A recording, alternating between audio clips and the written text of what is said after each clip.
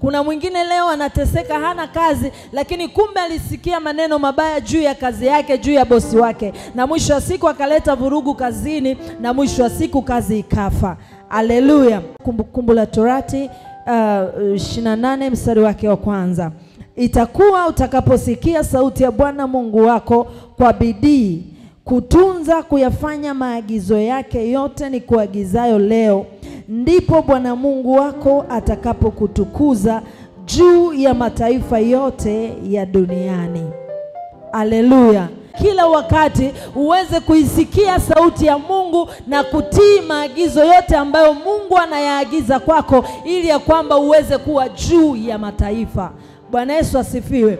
Kuna mtu anaweza kuwa anajiuliza, hii inakuaje kuaje? Ukisoma Biblia kwenye kitabu cha Mwanzo sura yake ya 3 kuanzia mstari wa kwanza, Biblia inasema ya kwamba Adamu na Eva walikuwa wamewekwa bustanini. Manake Mungu aliwaamini na akawapa maagizo ya kukaa ndani ya bustani ya Edeni. Bwana Yesu asifiwe. Na akawaambia kula matunda yote isipokuwa mti wa matunda wa katikati msile. Lakini kile kilichotokea, adui alikuja akawasikilizisha sauti nyingine, na akamwambia Eva, hivi mmeambiwaje? Mmeambiwa ya kwamba haya matunda msile? Eva akajibu, ndio tumeambiwa tusile, maana tukila tutakufa.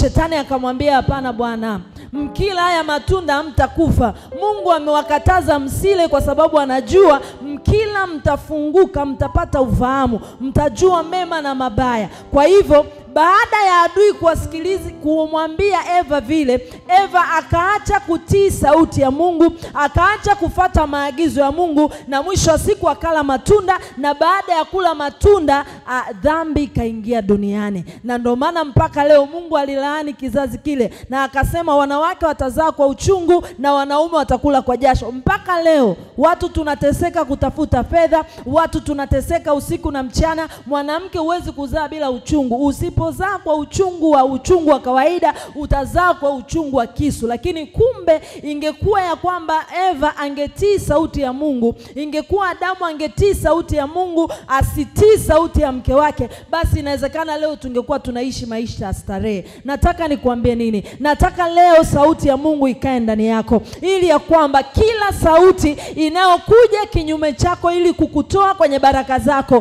kila sauti inayokuja kinyume chako ili kukuondoa mahali pako pa baraka, hiyo sauti ikanyamazishwe na sauti ya Mungu isimame juu yako, ili ya kwamba baraka zote ambazo Mungu aliziachilia kwako uweze kuzimiliki.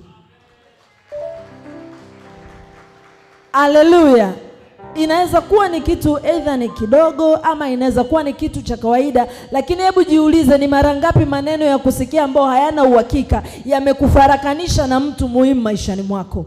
Ni mara ngapi maneno ama kelele za kusikia zimesababisha ukagombana na mke ama mume? Wakati mwingine baba anafarakana na mtoto, lakini hakuna kitu cha maana. Kumbe adui ametumia sauti, ametumia maneno, na yale maneno akayapa nguvu, na ile nguvu ikapata uhalali wa kuharibu moyo wako, na mwisho wa siku leo unaishi maisha ya kuteseka.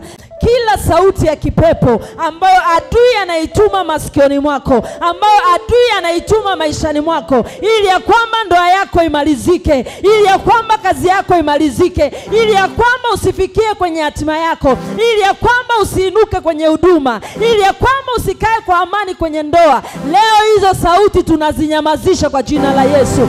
Leo hizo sauti tunazinyamazisha kwa jina la Yesu. Tunazinyamazisha kwa jina la Yesu. Tunazinyamazisha kwa jina la Yesu. Haleluya. Bwana Yesu asifiwe. Ninawaambiaga watu wengi mara nyingi, mimi miongoni mwa kiapo ambacho ninakikumbuka kwa uaminifu kabisa wakati tunafungishwa ndoa, ni kiapo cha kusema nisitaruhusu masikio yangu yasikie taarifa zozote mbaya, na zile taarifa zikabadilisha mfumo wangu wa kufikiri. Bwana Yesu asifiwe. Na ndio maana hata kitokee nini, hata kiongeleke nini, kuna wakati kinaingilia huku, kinatokea huku. Sio kwa sababu hakitakiwi kukaa, ila ni kwa sababu ndani yangu nilikataa, sitasikia. Inawezekana wewe uko hapa leo unavunjika moyo ovyo ovyo, lakini kumbe wamegundua udhaifu wako ni kusikia, na kwa sababu udhaifu wako ni kusikia, wanakuletea maneno, na mwisho wa siku unavunjika moyo. Haleluya.